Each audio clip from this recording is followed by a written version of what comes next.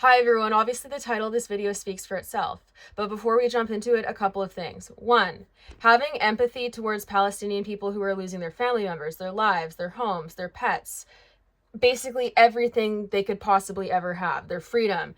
Having empathy for those people is not an attack on Israeli people, and if you take it as one, you are the victim of what has been a very successful propaganda campaign, because empathy is not a limited resource. You can be absolutely appalled by what has happened in Palestine since October 7th while having empathy for people who lost lives or were traumatized or lost family members in Israel on October 7th. Those two things are not mutually exclusive. The reason why I am focusing on discussing Palestine in this video is because the deaths of Palestinians have continued day after day since October 7th. And if the same had been happening in Israel day after day to the tune of 17,000 people dead and over 46,000 wounded, and then also people missing under rubble, I would also be appalled and concerned if the entire world was watching that happen and not saying anything and not doing anything, or if my government was contributing money to their demise to continue harassing and murdering and humiliating these people while the world watches. I would be talking about it too. But there is a very clear difference between the world's response between these two places. Palestinian voices are being attempted to be erased right now. People are losing their jobs if they speak out about Palestine and what's going on there. And like I said, my tax dollars are going towards bombing Palestinians. So as a Canadian, while people might watch this video and they'll go, it's none of your business, you don't live there. It is my business when I'm paying taxes that are going to bomb people. And a generous portion of the people murdered in Palestine are children. One thing that I think has been hardest for me to see, not that adults deserve to be targeted any more than children, but the amount of people that I have seen talk about how much they love kids and how they want to help all children, but then they go and they defend the bombing of Palestinian children has been really disturbing to me to watch. All of that aside, my comment section is not going to be a sounding board for people who are going to comment things like, I stand with Israel, because in saying that, you're saying that you stand with everything that they have done to this day and everything that they will continue to do, even though there is so much evidence that they've been targeting innocent people. The next thing that I want to touch on is that if people take this video as me supporting terrorism, I am actually speaking out against terrorism, because what Israel is doing in Palestine right now is an act of terrorism. And if we're going to say that their response after October 7th was self-defense, okay, I'll run with that. But attacking people for 2 months after that is no longer self-defense, especially when you have one of the most powerful armies in the world and you're attacking a population that is primarily or 50% children. What I also want to point out is that there is not a single place on this planet where all the civilians living there are terrorists. So if you want to try to claim that they are targeting terrorists when they are just bombing Palestinians without discretion, there's just no way that that's true. Lastly, if people are going to come in my comments and be like, oh, but Hamas, this is Hamas's fault. No. If someone took hostages in a school, like a couple, let's say like 5 gunmen take a population of 1,000 students in a school, you wouldn't just bomb the school to get the people taking the hostages. You wouldn't just bomb the school to get the terrorists. That wouldn't be viewed as ethical. It wouldn't be viewed as ethical to have all of these innocent people be collateral damage. Regardless of what your stance is on the resistance movement in Palestine, there is no justification for just having collective punishment of an entire population of people, full stop. Now, I'm not the best voice to talk about this topic. There's a lot of creators that are in Palestine right now doing citizen journalism, and a lot of creators who are well versed on the topic that are posting updates day after day. And I'm going to link a bunch below in the description because they're far better to follow to get continued information than I am. My main purpose in posting this video is just to get the word out to people who might not be aware of the extent of what's happening, and also encourage people to speak out. Talk to your government. Harass your local members of parliament. Get your friends and go to a protest. Speak out and be vocal about the situation as much as you can online and in person, because we are literally watching before our eyes a genocide be documented and posted about everywhere online, and tons of Western countries are actively participating. The other thing that I want to note is that people will often be like, oh, you're not even from there. Why do you care? This is none of your business. My country of Canada is contributing money to help enable this happening. So my tax dollars are going towards bombing Palestinians. And I'm not on board with that. And I think that as a tax-paying citizen, I do have the right to have a certain set of standards that I expect my government to abide by, especially when they're using my money to put towards a cause that I vehemently disagree with. Also want to note is that I am for decolonization everywhere. I think that what settlers have done to the indigenous people in so many different areas of the world is completely deplorable, and the best way that they can make up for the amount of cruelty and genocide that they have enacted on indigenous populations is to stop enabling that currently happening in the modern day. Canada recently created a holiday called Truth and Reconciliation Day for Indigenous people. And the best way to reconcile what we did to the Indigenous population would be to stop enabling similar or same thing. And the best thing that we could probably do for the Indigenous population, other than helping to resolve situations within Canada that have been created because of colonization and how we have harmed Indigenous people in Canada because of colonization. One of the best things that we could probably do is not currently enable occupation of other areas in the world and genocide of other Indigenous populations. So Truth and Reconciliation and a lot of Canada's action to help Indigenous people is performative as far as I'm concerned. Before I get into showing some clips and videos, I want to say I attended a talk hosted by Gabor Mate a couple weeks ago. Gabor Mate is a doctor and he is a Holocaust survivor and he is Jewish. So he was doing a talk on trauma from war, and it was about the Israel-Palestine conflict. It was a very good discussion, but there was a lot of Indigenous people there, and seeing how they are being re-traumatized from what they are watching happen in Palestine was so hard to watch. And this is coming from me on the outside who doesn't have the generational trauma and the pain that they're dealing with. And some of the people there were even residential school survivors, because the last residential schools only closed in 1996. And they're being re-traumatized watching another population of Indigenous people get collectively punished, humiliated, harassed, and be pushed out of their homes. I feel kind of helpless to just be sitting here safe in my house in Canada, just watching what's happening while my tax dollars go towards it. I feel helpless in doing that, and I know ultimately, like, my singular voice going up against very powerful Western governments isn't really that much, but there's not really much else we can do other than rally, protest, and just try to appeal to our governments to make this stop.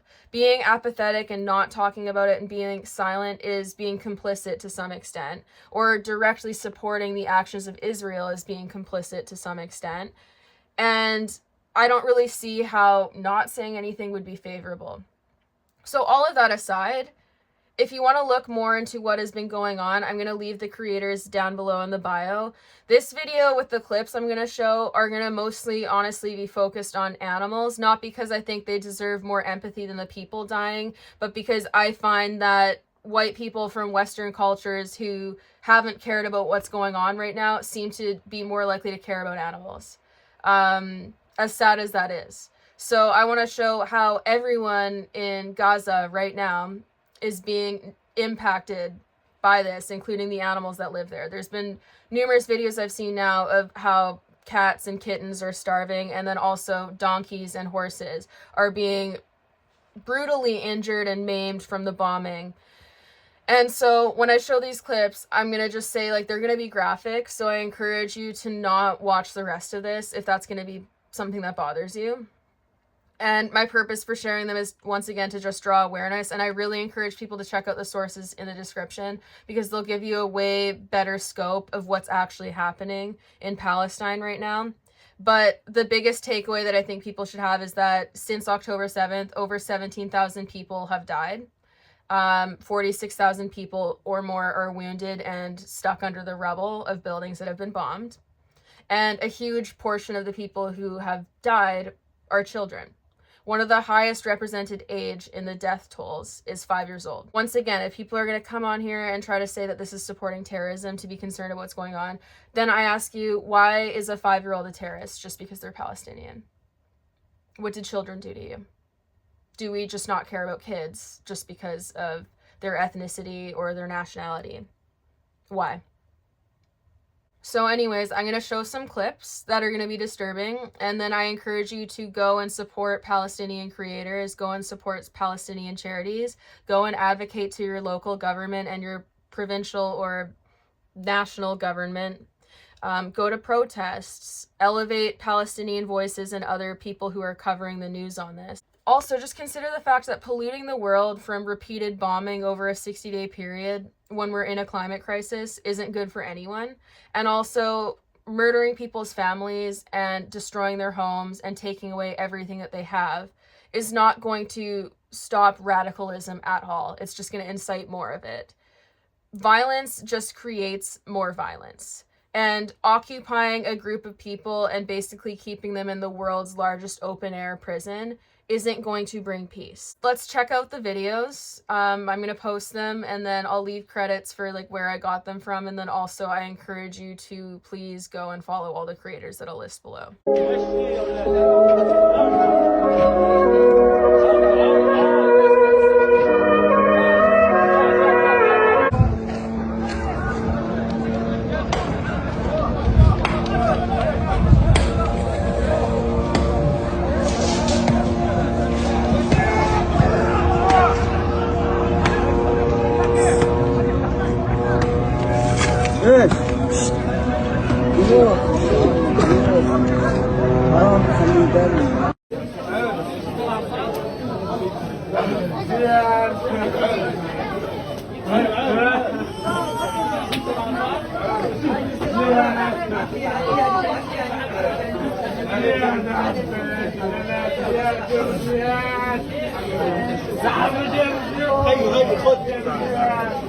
هتشوفوهم دكاترة؟ لا ما هتشوف. حبيب تعال جد طلع الدكتور حبيبي سلام تعال حبيبي نام هيك نام شطور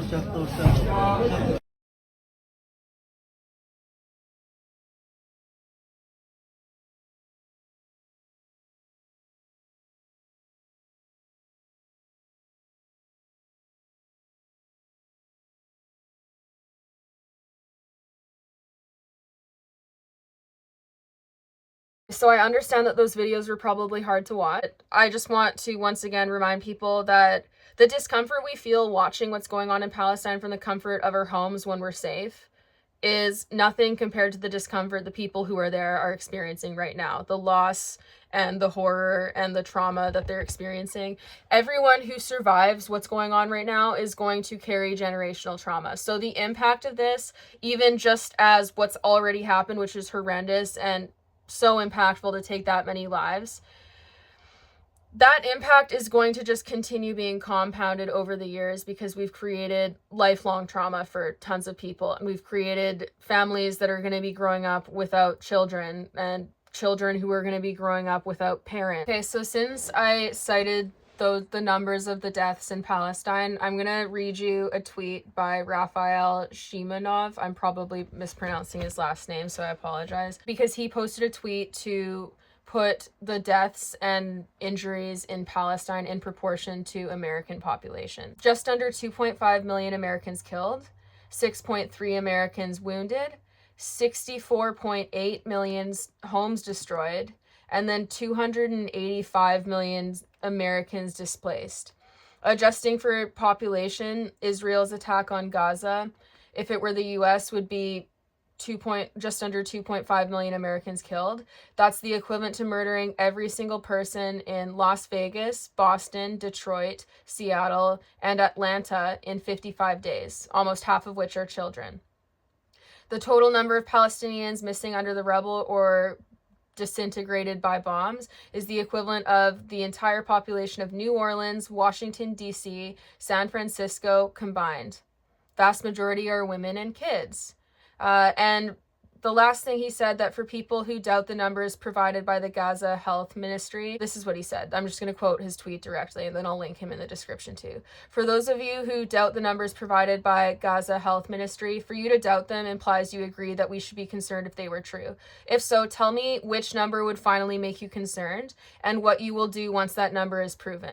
And then he said, for those serious with the numbers from Gaza's health ministry, they have historically been proven accurate by press, international groups, and even the IDF, which is the Israeli military. So yeah, your voice matters. All of our voices matter. If people are silent and allow our governments to get away with being complicit in the committing of war crimes, we're setting a precedent that the rules only apply to certain people. These are war crimes as defined by the UN. I think, like, the last I checked, Israel had committed 64 war crimes during this event, and it's probably gone up since then because that was several weeks back. Also, those numbers from that I just cited you in proportion to the US, he posted that 3 days ago, so those have gone up since then because there's still tons of people dying and being displaced and losing homes. The last thing that I'm going to say in this video is that a lot of us have the privilege of just getting to be more or less safe our whole lives. Most of us aren't having existed in war-torn countries. We have the privilege of growing up somewhere relatively safe. And I think with that privilege, it's our duty to speak out for people that don't have that privilege and people who are at risk. It's our duty to do that, especially when the entire world is letting them down. And the discomfort that it causes to do that is so much less than the discomfort that it would be to live that. And I think I speak for everyone in saying that if you were in the affected Palestinian population, you would probably want people to speak out and advocate for you because you'd be feeling voiceless and let down by the entire world right now. As someone who is biracial and has family who descended from people who were enslaved, I feel the need to use my platform to speak out on this. My platform's small compared to a lot of other people's platforms, but I feel like it would be wrong to not say anything, and I haven't posted about this enough on YouTube yet.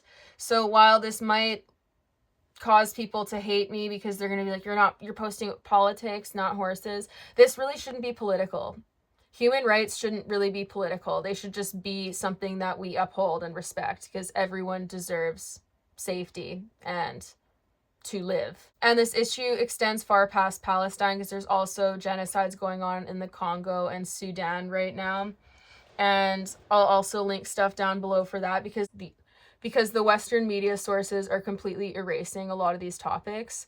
As someone who's gone to some of the Palestine protests, I literally have watched CTV and CBC be there documenting them and then completely downplay the amount of people who are there. And they're also just not covering basically anything to really highlight the degree of carnage in Palestine right now. So all of that aside, please consider using your voice to speak out. Please consider signing petitions. There's a bunch of petitions that are going straight to the House of Commons in Canada, and I'm sure there's American ones as well. You can write to your members of parliament locally. You can share stuff on your social media to elevate Palestinian voices and people who are covering what's going on. And most of all, just like, don't let this go silent. Don't let Western media succeed in completely erasing the plight of Palestinian people, because this has been an issue where they have been occupied for 75 years. And there has been other instances of them having people systematically murdered and their homes destroyed and being pushed out of the places that they live.